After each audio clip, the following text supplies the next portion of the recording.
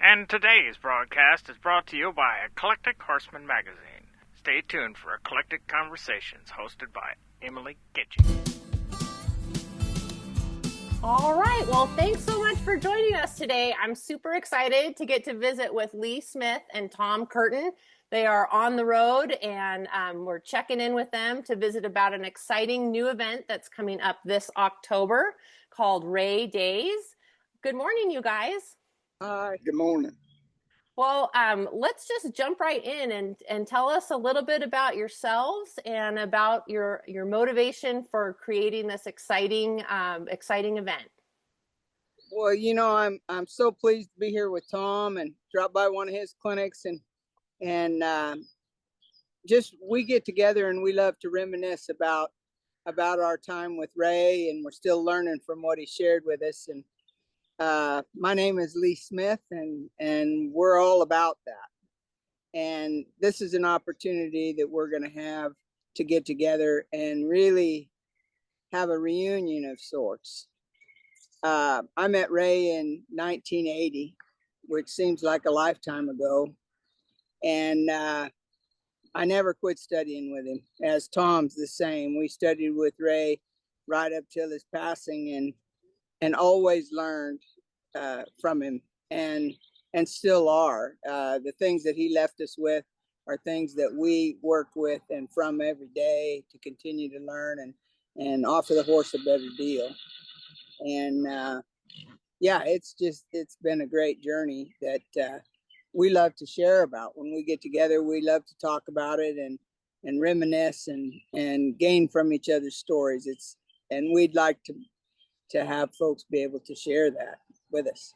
The time that I got to see him, the first time I think I seen him was roughly about the same time, maybe leasing, maybe a little bit early. It was 1979. I think I was like 14 years old, 13, 14 years old. And my dad was shoeing horses there in Big Timber, Montana at Sonny Todd's place. And Sonny would always have Ray come. And I wasn't even smart enough then to know what I was looking at. I mean, I just seen this guy doing stuff and working with these horses, but I had no clue of what was going on. And then after that, it was a really, really interesting journey for me. I'd heard a lot about Ray. I'd heard about different people that worked with Ray.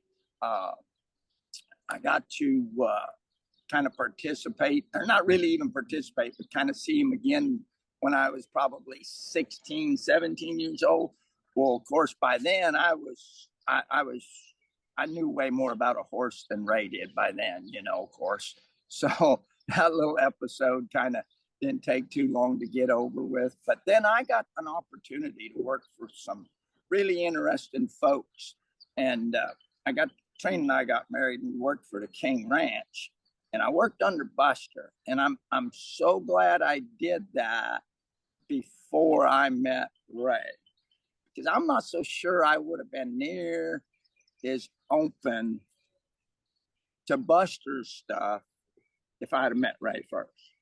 So, but there's so many things that tied this all together for me, and the understanding of this stuff.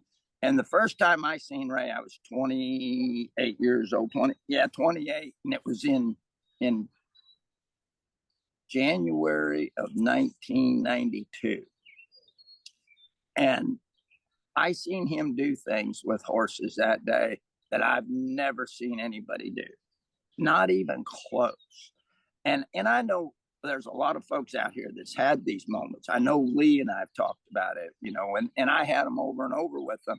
But he could do things, and them horses would just pour themselves out. And I told Trina, I went home, she had to take care of things that day. And I went home and I told her, I says, you've got to come tomorrow, see this guy, because there's not anybody even close. And I was very blessed to be around a lot of what I thought was good horsemen, and they were, don't get me wrong, but they didn't have that peace that Ray had and that connection to them horses that Ray had. And Ray gives people,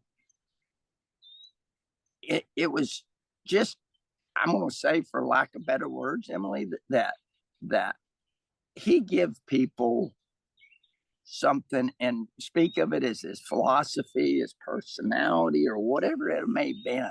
He give people something that was real. It was real. He wasn't trying to sell anything. He just give you stuff that was so real. And the value of what that realness was for me to the animal is what I keep striving for every day. And again, Lee and I, we talk about this all the time.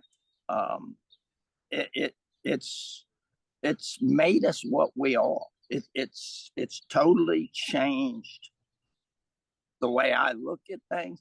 And Ray told me this when I was 28 years old. When I first met him, he says, "Boy," he says, "you don't have a clue what," or he says, "you won't have a clue what I'm talking about till you're 45 or 50." And I thought to myself, I didn't tell him this at that moment, but I did tell him later, about 10, 15 years later, I did tell him this. He just laughed when I told him. I says, "Ray," I says, "when you told me that the first time," I says, "I thought, you old booger, you, I'll have this figured out in about 5-10 years. I'm not that dumb, you know."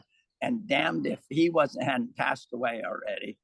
And things, the day I turned 47 years old, things meant to me different than what they meant when he told me that. And I thought after 5-10 years, I thought I kind of was on my way. I was trying to figure things out. And he made a comment all the time. We all heard it over and over and over. He said, "The horse will know when you know, and he'll know when you don't." And I thought I knew what he meant by that.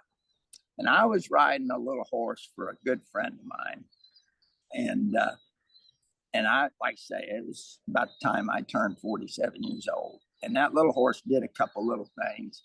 And I kind of caught what was going on there. And when that happened, I realized I didn't have a clue what he had said all those years. That little horse helped me find that. And that's what Lee and I talk about all the time, how we just keep learning about this stuff. When I met Ray, I thought I was looking at Dr. Doolittle. I didn't know how he knew what a horse was going to do before he did it. And to get there, and I was pretty humbled when I got there. I got bucked off working at the sale barn, and an old guy come over and said to me, he said, "You know, there's a guy coming to town, might be able to help you." And back then, as a young kid, I was rodeoing a little bit, and I can't say I was really any good at it, because once I met Ray, I knew I didn't know nothing about horses and what made them tick, and been chasing that ever since. But the experience and time with him, you might just be sitting in the pickup with him, or maybe at the dinner table or whatever, and the things that he would say would really cause you to think. And that was probably the biggest thing that Ray had going that helped us, I think, was that he caused us to think about things in a different way and to go about it in taking care of the horse's needs, not what we needed. That would take place if we was taking care of that horse's needs and what he needed. But that was a hard conversation to even understand, because I know Tom's the same. We just thought he needed to do what we were telling him. And so to learn about that and to watch truly the master, we're all doing the best we can, but there isn't anybody like Ray. And we're all hoping that one day we could be more like Ray, doing things the best way we can. But that time is so treasured, and we all have so many great memories. I mentioned the times that Tom and I get together, and you can't help but visit about it. And as we watch each other work, we see what our perception of it was, and that's all we can work from. But there's so many people that rode with Ray back in the day that had an opportunity, and I can't imagine there isn't a one of them that doesn't have a story to tell. And so getting together and having this opportunity to share about that and to reminisce and to allow other people who maybe didn't see him be able to hear about him, and really get people interested in searching for that something special, that each of us have a little piece of it. And if we could share that and encourage others to want it as much and treasure it as much as we do, it'd sure be a good thing for the horse. Mm-hmm. Well, that's, I think, the whole purpose behind what we're offering here is to get folks to come. And this first year, Lee and I kind of agreed, let's just see what we can bring together for folks, bring together a lot of people. There's so many people that don't even teach out there that had so much to offer these horses. Emily, it was unreal the amount of people that would come and took this stuff and utilized it and really got a lot done with it. And they might not even teach. And I got a feeling a lot of those folks will probably show up. And we're just trying to figure out how we can keep this thing alive and going. And maybe through a scholarship fund. Lee and I talked about that. We're gonna, this year, I think what we're setting up to have is like a day where you can bring your gear if you want to have a little gear swapped in the morning. We're going to have some live music. We're going to have a barbecue, and just get together, and there will be some open mic time for basically the folks what we maybe speak of as first or so generation of the people that got to spend time with them, I guess, within themselves and through riding with him and stuff, and put all that together and see where we can kind of build this thing. But it's to keep alive what he had to offer, and whether it's through a scholarship funds and helping young people get this going that's interested in doing this, or maybe some workshops and stuff down the road. So this first is absolutely based on a reunion philosophy. Yes. To have a good time and reminisce and rekindle the energy and opportunity for folks to continue to learn and want to help others. Mm-hmm. All race hosts, the people who, like for me, I met around the country as I traveled to clinics that he did in other places. I met some tremendous people who really had a passion for the horse, and that's why they were there to learn from Ray, and to give them a chance to have a voice and let people know how much it meant. And I think if people who never met him had an opportunity to sit and visit with those that had that opportunity to ride with Ray. The other night we had dinner. I had dinner with some friends, and Bruce Laird was there, and Judy Horton, and we just sat and visited. And I hadn't ever spent any time with Bruce, and yet to sit down and realize that experience really brought us close together, and those great stories that he shared. He spent quite a bit of time, and I Bruce will be there, and I think if this a lot of great folks. Gathering will be just really special to have an opportunity to share those stories and still learn more about Ray and what he shared with all of us as he did what he did with horses and with people. Yeah. Well, and so much of the learning, happens from those stories. And I bet once people get rolling, there might be things that they hadn't thought about in a long time that when people start sharing, they'll bubble up and just, have some momentum. No doubt. Those stories give us such ideas. Yeah. Somebody will tell a story and it'll make me ponder what they said and what they learned from it. And then I'll have an opportunity later to work with a situation, and that opportunity will allow me to learn again, really, from what took place in the past. Yeah. But it impacts my future still. Yeah. Well, and I'm trying to think of how to ask you guys this is, you had this experience, but then through your helping people, you've kept that learning alive every time you help people. And like, how does your experience of your time with Ray, does it change over time as you help more people? Like Tom, you said you had a better understanding of what Ray was helping you with, but can you guys elaborate a little bit more about that? I, yes, ma'am. That was something, and it keeps changing, Emily. That changes. That changes more and more every day. It seems like, I didn't wake up one morning, or I don't think Lee did either, and say, "Oh, I want to go out here and be a clinician." I was at one of Ray's clinics, and a young lady got in a lot of trouble there, and she said to Ray, she says, "You're only going to be here for another day or two, and then you're gone." She says, "What do I do?" And he said, "Maybe that young man there would help you."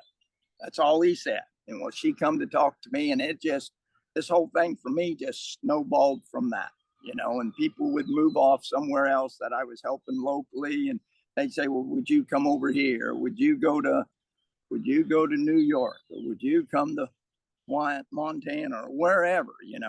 And so that's how that all started for me. But within my teachings, I learned so much more about, I guess, myself and the horse, putting it together by watching how other people interacted and worked with their horses through what Ray taught. I don't know if that makes sense or not, but I was learning every day. The first 5 years I did clinics, it was the damnedest mess you ever seen. I seen something from Ray, and I took what I thought I seen, and I tried to prove to everybody there was something better than what they were doing. And when I got done in that first 5 years, I look back on it now, I had a lot of people really upset. I had a tremendous amount of horses bothered, and I stayed about half mad. That's what you want to call it. There's other words for that. But anyways, one morning I woke up and I went out there, and I told Trina, I says, "I'm going to go out here, and I don't care what somebody else thinks. I want to see how much I can learn. I want to go do this for me. I don't care. Today I want to see what I can learn from these horses and from the people." And from that day on, it's been a downhill deal. It's been just easy going ever since then, because it's, and you've heard me say this, and you've wrote it down in so many articles and stuff. Once you realize what you're really after isn't for you, that there's something way bigger out there, and trying to understand these horses' needs. It's not what they wanted or not what I wanted that matters. It's what they need from me, so I can have what I'd like to have. Because Ray said it for years. He says, these horses can do all this stuff. All you have to do is ride them with a little quality. Okay?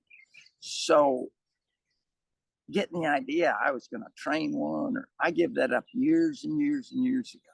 There's just so much in that horse to be had. And Ray could bring that out in a horse, and he could bring it out in a person, I felt like.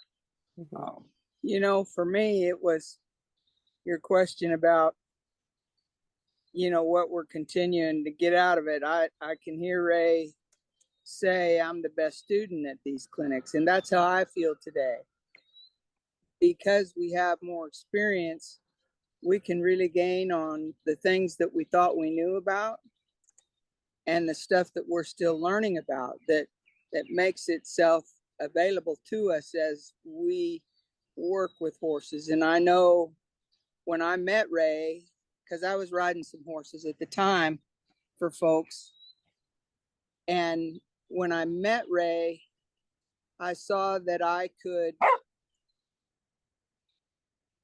that opportunity to work with horses was so thrilling for me and so much fun. And it wasn't all about the knowing.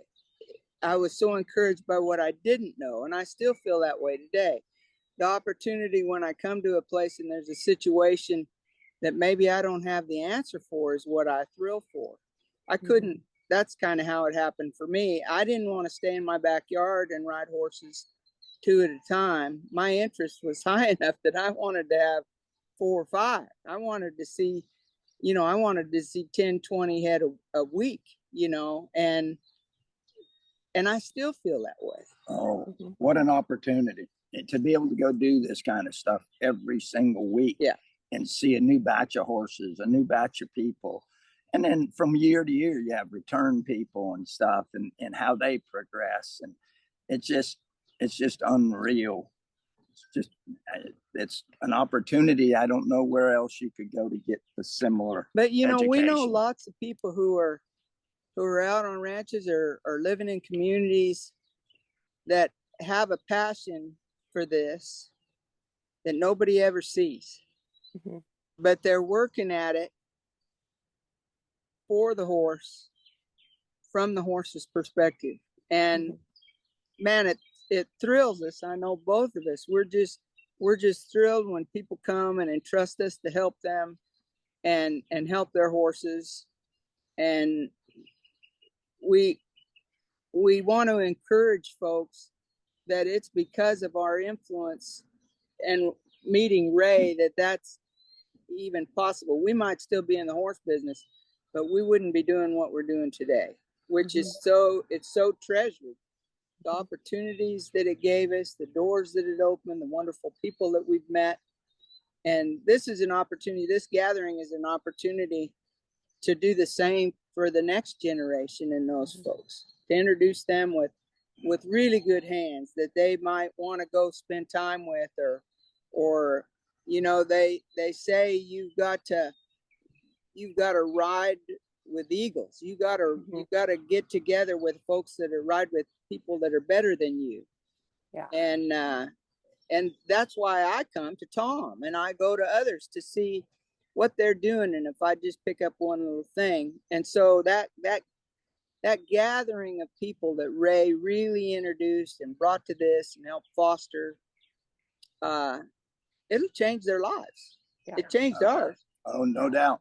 No doubt. Well, and thinking about that, like the people that are working where nobody else sees, I mean, sometimes it's, you can feel a little bit not uninspired, but getting together with people who are as passionate about what they're learning, it fills you with the energy to I'm not the only one. And oh, you understand this thing that I'm feeling. And so that's what's so exciting about this event, is a chance to sort of have that, fellowship of like-minded folks who are, excited about the same things that we're excited about.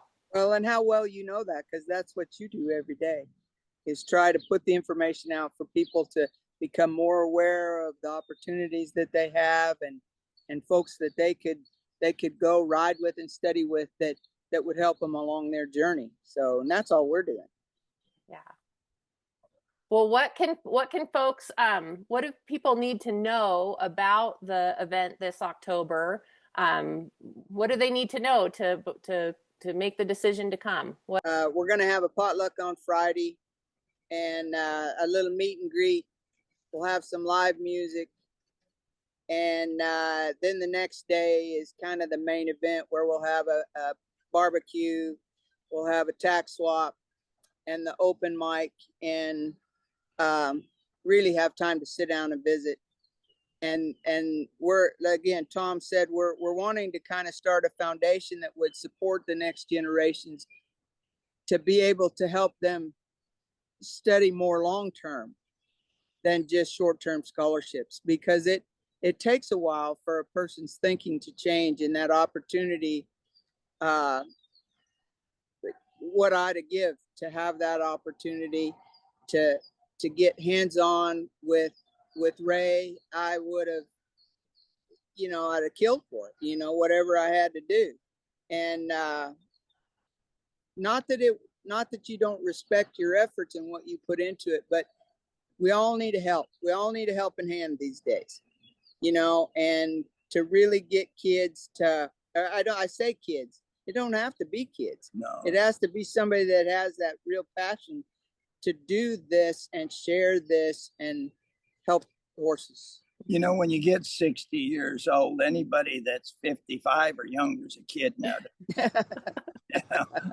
That's the way we talk about it. You know? So, but yes, this is going to be open to everybody. I don't care how much time you spent with Ray. I don't care how much time. That's irrelevant. Everybody is welcome to come and see what this is about and where it's going to go. Yeah, pro or peon, we're all about it. Yeah, you know, we're excited about it. That Lee and I have talked a little bit about it on our gear swap day. Maybe we can put together some vendors, you know, that maybe are interested in coming. Folks that knew Ray and made material, made different things, made different pieces of gear, or knew the kind of the gear that we choose to work with and in the style of stuff that we do. So those are the things that's going to be available there, and just for sure a good time and lots of neat folks that you'll get an opportunity to meet some folks that knew Ray for a long time. It's going to be exciting. It's going to be exciting, and I think it sure is something of some value that we need to kind of keep alive and going. So we decided to have this at our place. I talked to Tom, and we kind of talked about venues, and Tom's comment was he would have liked it here at your place, and it's a simple kind of outfit, but we do have an indoor, so rain or shine, we're good to go.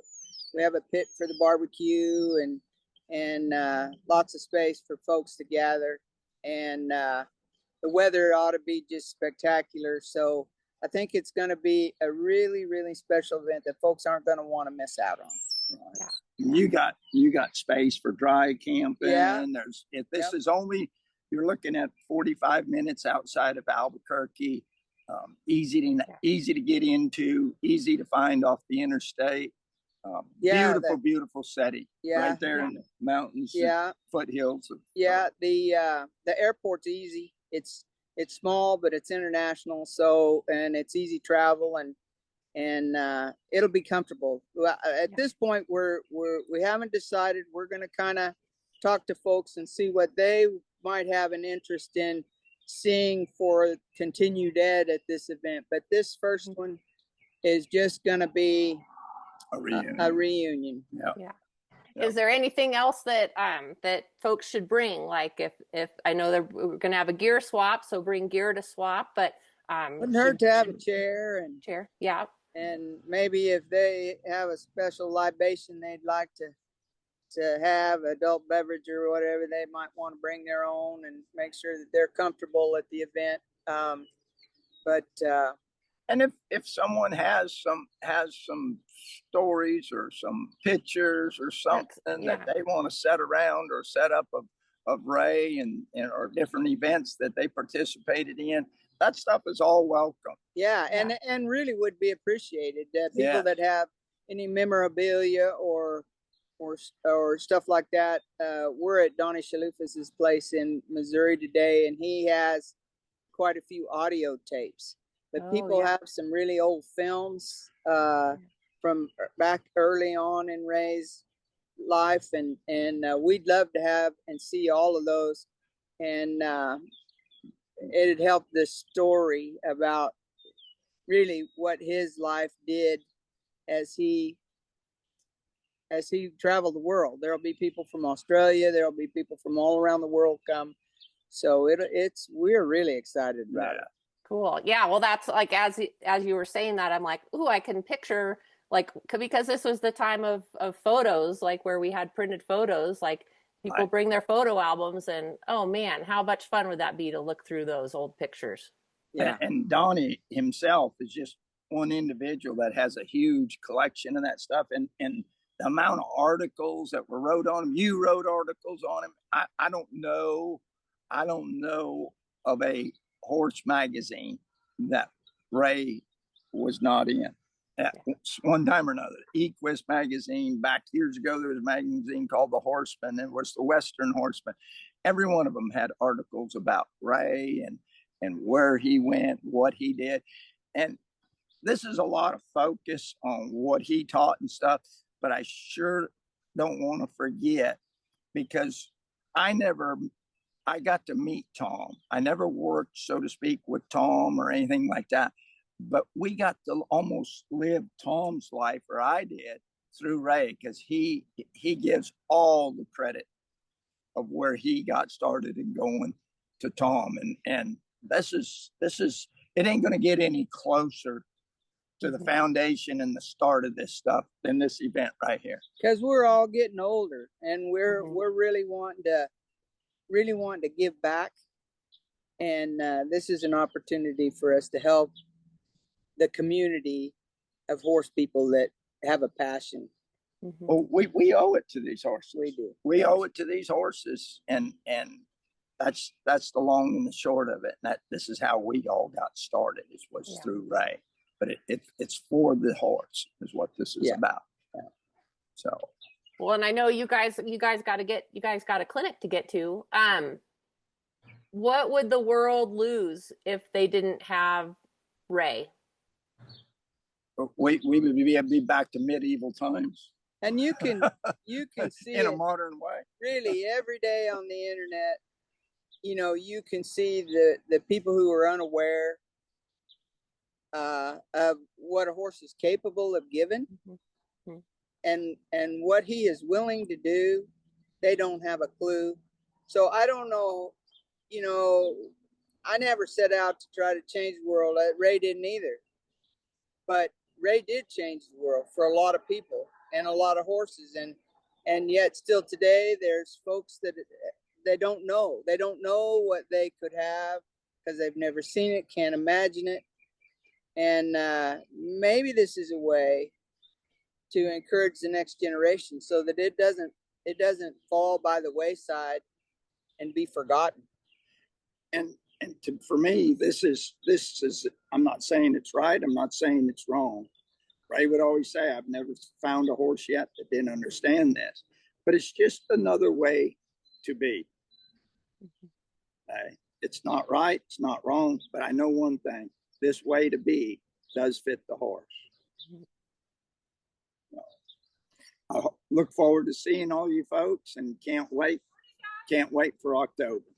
Yeah, it'll be great. I can't wait. I got my range TP already. I can't wait to come camp out under the stars. It's such a beautiful spot, and hear all those great stories and visit with folks. It's going to be so much fun. Thank you guys so much for joining me this morning. You guys have a great day at the clinic, and we'll check in with you later. I know. Looks like it's going to be a beautiful day, but I'm going to go ride here, and I'll ride with you guys later down the road. Okay. Okay. All right. Your pocket. See you later. Okay. Bye-bye.